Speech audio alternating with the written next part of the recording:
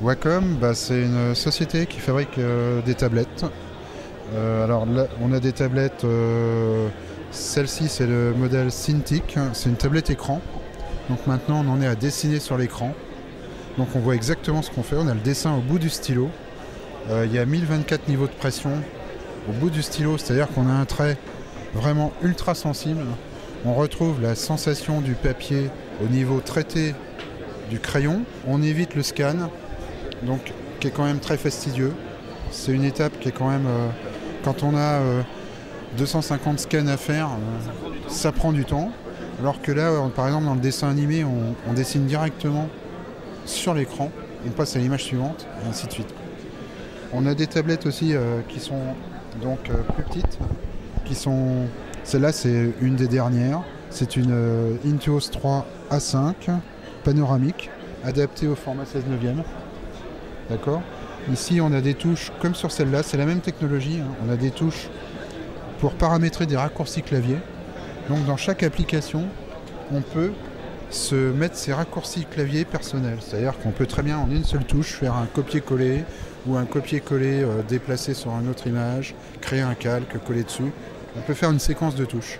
Donc c'est vraiment très pratique. En productivité, on gagne énormément de temps. Le stylet, il y a quand même quelque chose qui est extraordinaire, c'est que c'est beaucoup moins fatigant par exemple que la souris parce que c'est très ergonomique. Avec la souris, c'est vrai qu'on finit par avoir un peu mal à la main quand on travaille par exemple sur des prods et qu'on fait 16 heures de dessin.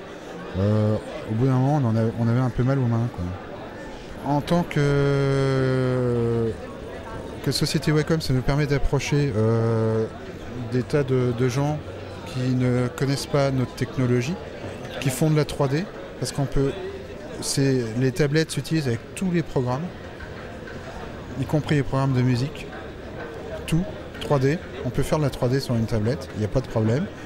Et donc ça nous permet de les approcher et de leur montrer, parce qu'ici nous avons Maya aussi, on peut tester Maya dessus.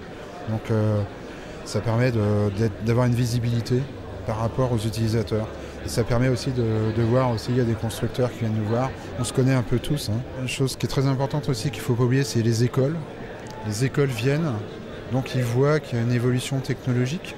Parce que les premières tablettes, c'est vrai que c'était pas évident. Elles n'étaient pas tellement au point. On galérait un peu. Maintenant, c'est vraiment au point. Chez Renault, moi je forme les designers de chez Renault. Chez Renault, il y a 23 tablettes comme ça à écran. Et les designers travaillent là-dessus. Je suis content de voir quand même que ça perdure et qu'il y a des gens qui essayent quand même de relancer Imagina. Et là, Ils ont recentralisé et je pense que c'est une bonne chose. Parce que déjà, ça fait, que ce soit à Monaco, qui était le lieu de départ, c'est quand même pas mal. Et je pense que ça va reprendre de l'ampleur. Il faut y croire et je pense que ça serait quand même bien que ça continue où ça est né, quoi.